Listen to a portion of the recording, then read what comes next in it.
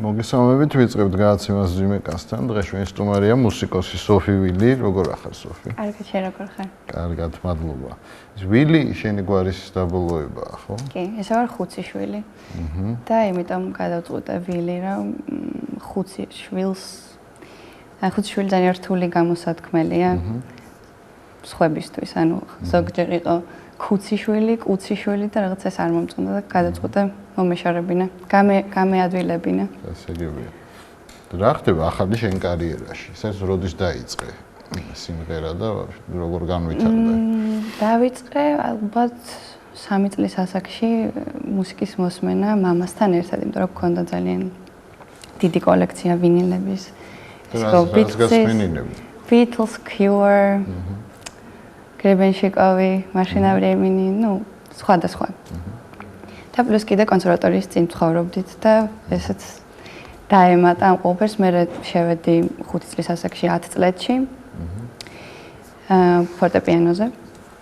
მაგრამ მე გადავწყვიტე რომ მინდა რაღაც თავისუფალი როკ-ენ-როლი და ავიღე გიტარა და დავიწყე ჩემთვის დაკვრა. და მე ისე მოხდა რომ ანუ 10 წელი ვიყავი სპორტში, წყალში ხტომაში. საკმაოდ წარმატებული. კი. სტრასბურგში 2002 წელს ევროპის ჩემპიონატი მოვიგე. და დღეს რაღაც სიახლეებია ვიცი და რა ხდება. დღეს BBC-ზეც გამოჩდი როგორც ვიცი. რაზე?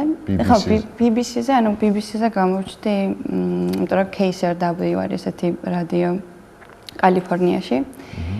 და უბრალოდ გავუგზავნე ჩემი ტრეკი. ანუ ზოგადად ესე არ ხდება ხოლმე, ზოგადად ჭირდება ვიღაც ტიპი, radio supervisor, რომელსაც მისცემ ამ ტრეკს და იმას მიაქვს რადიოზე. მაგრამ გარანტია არ არის, რომ დაუკრავენ ამ შენს მუსიკას. და უბრალოდ გავაგზავნე Facebook-ზე ვიპოვე DJ, ძალიან მოეწონა და მეორე დღეს გავუშვა. შემდეგ ეს აიტაცეს 3 ძალიან დიდმა DJ-მ, Chris Dury და Sen Lead, Jason Bentley და უკვე არის ასე ვთქვათ როტაციაში, იმიტომ რომ დღეში 4-ჯერ 5-ჯერ ატრიალებ. მე ანუ ეს ხო იცი როგორ ვრცელდება ხოლმე რომ ანუ ესეთ დიდ რადიოს უსმენს რა თქმა უნდა სხვა რადიოების სხვადასხვა წარმომადგენლები. და მე მოხდა BBC-ზე. აი თანამედროვე ქართულ მუსიკას თუ აკვირდები და რას ხედავ? ვხედავ ერთგვარ წინსვლას, იმიტომ რომ მართლა ძალიან ბევრი ალტერნატიული მუსიკოსი გამოჩნდა ასპარეზზე, ეს არიან ჩემი მეგობრები, რომლებიც ცდილობენ იყვნენ ისინი ვინც არიან. ანუ არ ცდილობენ რაღაც კომერციული მუსიკის კეთებას, იმიტომ რომ ფული უნდათ იშოვონ. ანუ ესეთები შემორჩა დღეს. რა თქმა უნდა, ბევრი ცოტა სხვა გზით წავიდა, იმიტომ რომ ალტერნატიული და ხო ხტები underground-ი მაინც არ არის შემოსავლიანი. შენი აზრით, რომ საქართველოში ფული იშოვო მუსიკით? ანუ შოუ ბიზნესი რო განვითარდეს. ძალიან რთული, იმიტომ რომ ძალიან პატარაა საქართველო. ანუ ელემენტარულად თბილისშიც კი არ არის ისეთი კლუბები, სადაც შეიძლება დაუკრა. ანუ ხვდები არ ვამბობ რაღაც დიდ კლუბებს. ანუ აი უბრალოდ 300-400 კაცი რომ დაეტიოს, გააკეთოს საღამო, თუნდაც ჯაზი, თუნდაც სხვა ჟანრი, ხო, ანუ არ არის. აი შორიდან როგორ ჩანს შენ არ ცხოვრობ საქართველოში, საერთოდ რა ხდება ქვეყანაში? ძალიან ყოველდღე ვატებნებ თვალს ფაქტიურად, იმიტომ რომ Facebook-ით ყველაფერი ჩანს დღეს ის მოხდა. წინ მივდივართ? იცი ვართ აი ესე წინ უკან როცა აქ ცხოვრობდი, ზუსტად ეს პერიოდი, როცა დავიბადე იყო ეს პერიოდი, რომ აი რაღაც თითქოს გადავეწყეთ რაღაც ახალ რეჟიმზე, მაგრამ მაინც ეს ფაქტიურად 23 წელია, 23 წელია არის რაღაც აი ვერ ხერხდება მობილიზება ყველაფრის. რატო? არის გარკვეული პრობლემები მენტალობაშიც და რა პრობლემაა თავარი მენტალობა? თავარი არის ის, რომ ვარ ზარმაცები. რომ ვარ ეხლა პახმელია მაქვს, ეხლა არ შემილია, ანუ რეალურად რასაც ვაკვირდები და რაც არის გარშემო, რასაც ვხედავ მთელი ეს წლები, არის ეს, რომ ანუ რაღაცა იდეა შეიძლება გაჩნდეს უცბად ისეთი, რომ აი მე მაგალითად მინდოდა ჩარკვიანს რო ქონდა რეაქტიული კლუბი. აი რაღაც მაგდაგვარის გაკეთება შევკრიბეთ, იმიტომ რომ მყავს ძალიან ბევრი მეგობარი, მუსიკოსები, მხატვრები, მწერლები, პოეტები, აი ფოტოგრაფები, რომლებიც საღად აზროვნებენ. მაგრამ ის რომ რაღაც თქვათ ერთად შევიკრიბოთ და რაღაც ისეთი მოძრაობა წამოვიწყოთ, არავინ არ წამოვიწყო. ნუ აი უნდათ თითქოს კი მაგარია მიაწექი, მაგრამ ნუ ვერ ხერხდება, იმიტომ რომ არ შემილია თუ რაღაც. პროდიუსერი თუ ყავს? არ მყავს. და როგორ ახერხებ აი შენ თვითონ გეგმავ ყველაფერს? მეხმარებიან მეკობრები. და ქართველი მომღერლებიდან ვინ არ მოგწონს? ქართველი მომღერლებიდან ბევრია ისეთი, ვისაც არ მოусმენ. ანუ ესე კონკრეტულად ვერ დავასახელებ. ახლა ნუ მაგალითად გია სურამელაშვილს ვერ მოусმენ. მაგრამ არაფერს არ ვერჩი, უბრალოდ ვერ მოусმენ. გასაგებია. მუსიკასაც შენ წერ? კი, ყველაფერს. ვინ არის შენი საყვარელი კომპოზიტორი? ჩემი საყვარელი კომპოზიტორი, მე მიყვარს ერიკ საჭი, მაგრამ მუსიკის ესე ღმერთად ალბათ ჩეტ ბეიკერი მიყვარს ძალიან.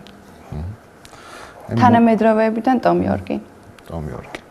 მოცარტის აზრით მუსიკა არის არა ნოტებში, ესე იძახდა, არამედ სიჩუმეში, რომელიც მათ შორის არის. ეთანხმები ამას? კი, იმიტომ რომ ყველაფრის საწყისი არის სიჩუმე. რომელი ნოტი გიყვარს? ფა, მაგრამ მისთანაც ძალიან მეკობრობ. ყველაზე სექსუალური ქართველი მომღერალი ვინ? არ ვიცი. ყავს სექსუალური მომღერალი? სექსუალური. იცი ძალიან ბევრი კარგად, ანუ ძალიან ბევრი მანდილოსანი ყავს, ისეთი ვინც კარგად გამოიყურება. თუნდაც იგივე ქრისტინე იმედაძე. მამაკაცი? მამაკაცებიდან ისე არ ვიცი, მაგრამ ჩემთვის ძალიან სექსუალური იყო ირაკლი ჩარკვიანი. თავისი ერთგვარი, ანუ ისეთი ენერგეტიკით, ხმით.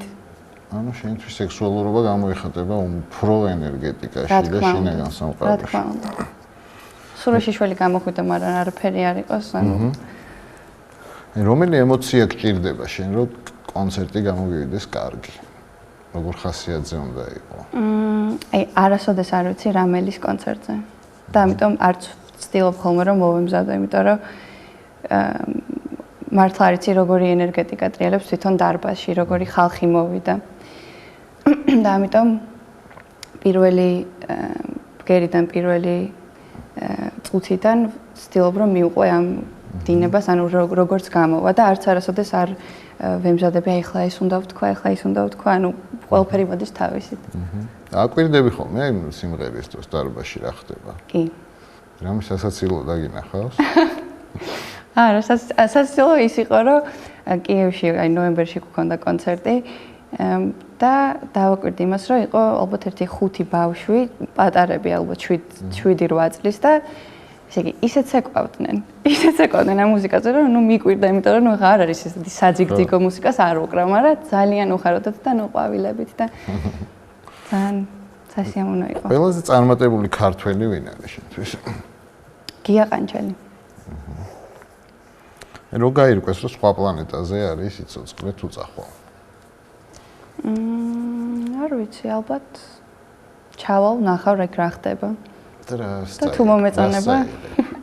და რა? რას წაიღებ თან? რას წავიღებ? ჩემს Silvertone-ს, რომელიც არის მოდელს ქვია იუპიტერი. წერალი რომელი გიყვარს?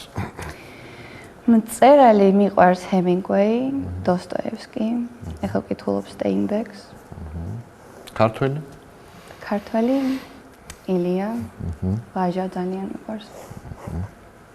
აი ჩვენი კლასიკოსი მწერლების, თქვათ, აი მწერლების და პოეტების ლექსებზე, ან ნაწარმოების სიმღერები რატო არ იქნება, როგორ ფიქრობ? ჩვენი კლასიკოსი თანამედროვე სიმღერები, აი. თანამედროვე სიმღერები.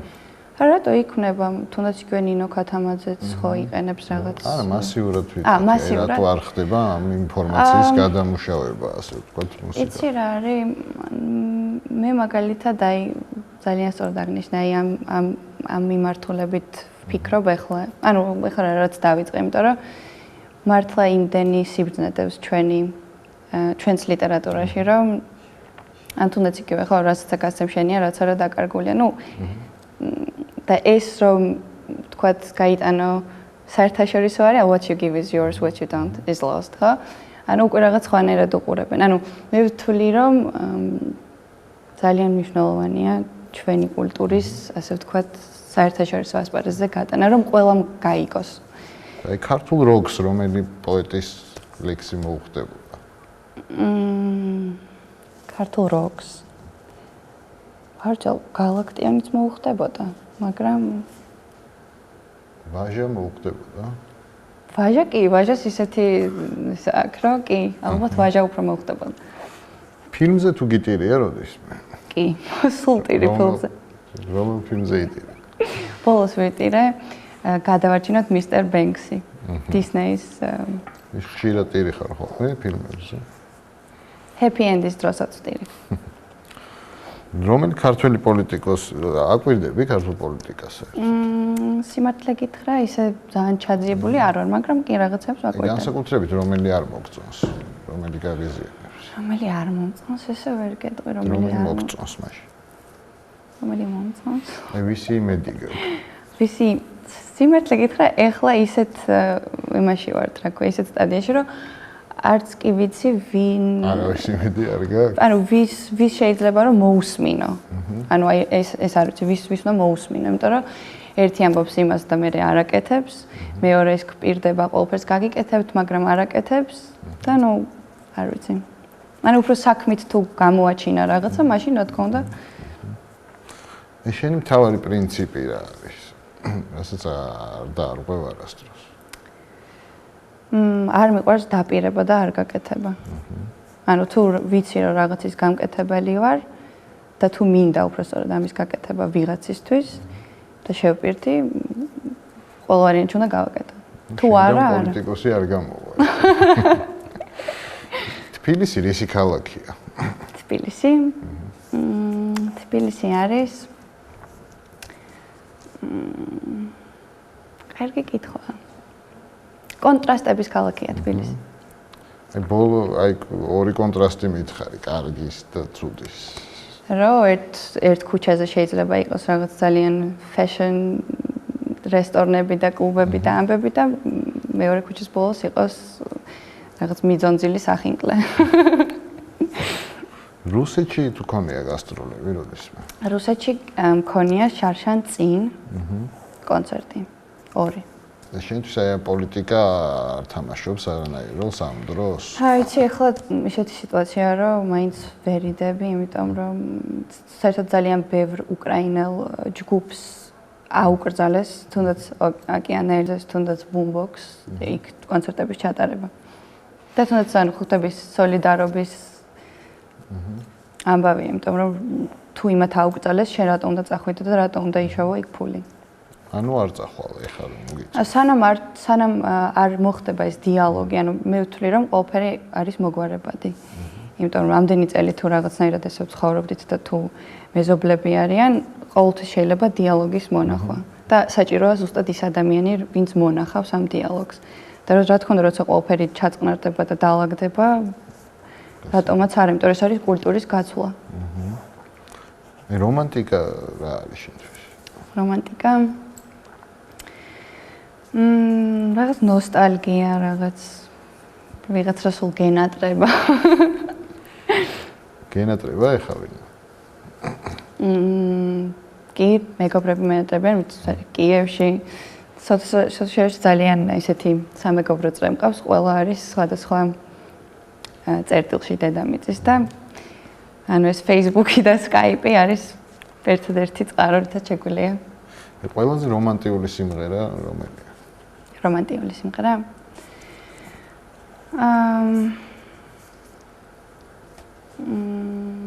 რა კარგი კითხვა.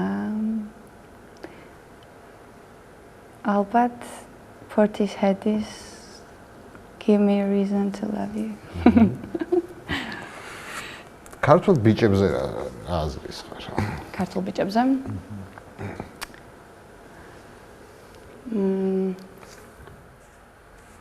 არის ძალიან სხვადასხვანაირი ტიპის ახალგაზრდებს ვხედავ ახლა. ძირითადად რავი, ხა რაც მესმის, ყოველს უნდა გაღწევა აქედან, ყოველს უნდა რაღაცა, ყოველ ხედავს პერსპექტივას ალბათ უფრო საზღვარგარეთ. კარგია თუ ცუდია? იცი რა, ცუდია ალბათ, იმიტომ რომ, ანუ ცუდიც არის და კარგი, ცუდია, იმიტომ რომ თუ ყველა წავედით რა იქნება, მაგრამ კარგია იმ ხრივ, რომ შეგიძლია წახვიდე, ისწავლო რაღაც მიიღო, განათლება, ან უბრალოდ განვითარდე, მე უკან ჩამოხვიდე და რაღაც გააკეთო აქ. და უკრაინელებისგან რითი განსხვავდებიან ქართველია შენი თანატოლები? ქართველები. რა განსხვავებაა ჩვენ შორის? თუნდაც აი გართობის ხრივ თუნდაც. ანუ პირველი რასაც მკვეთრად ჩანს ეს არის ის რომ იქ ყველას აქვს მუშაობის ყურვილი. ანუ აი ყველა რაღაცას აკეთებს. ნუ 15-16 წლიდან, იმიტომ რომ იქ რაღაც ნუ უფრო აქტიურად არის ეს დამოუკიდებლად უფრო ადრეული ასაკიდან იწყებენ ცხოვრებას ვიდრე აქ. და გართობის მხრივ აქ უფრო უყვართ კლუბებში სიარული. ანუ აქ უფრო არის განვითარებულიც ელექტრონული მუსიკა ვიდრე კიევში. იქ ცოტა სხვანაირი სხვა თემაა იქ. და თავისუფლების მხრივ ვინ უფრო თავისუფალია, თქვა, ჩვენ ქართველები თუ უკრაინელები? ყოველდღიურ ქცევაში, თქვა. იცი რა, ვიტყოდი იმას, რომ იქ ძალიან ღიად ხდება ყოველგვარი ურთიერთობა. ანუ აი არ მალავენ არაფერს. აქ უფრო მაინც ცოტა რაღაც ტაბუს ადებენ თითქოს რაღაცაებს. რელიგიასთან როგორი ურთიერთობა გაქვს? კარგი მყავს მოძღვარი. იქ უკრაინაში თუ აქ? იქაც მყავს და აქაც ანუ როგორც სადაც გამომივა. მე ღმერთი როგორია შენთვის? ღმერთი?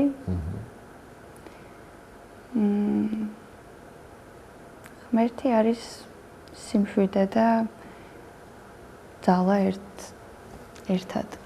აი მუსიკას რო ქმნი, მაგ დროს გძნობ რამეს, რომ ღმერთი არსებობს? ვიცი რა, ყოველდღიურად უგრძნობ, რომ არსებობს, იმიტომ რომ რაღაც ისეთი რაღაცები ხდება, რომ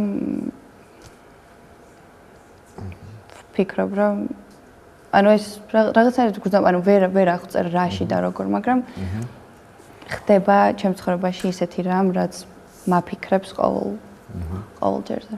აი აბაზანაში თუ მღერი ხარ ხო? კი, სულ.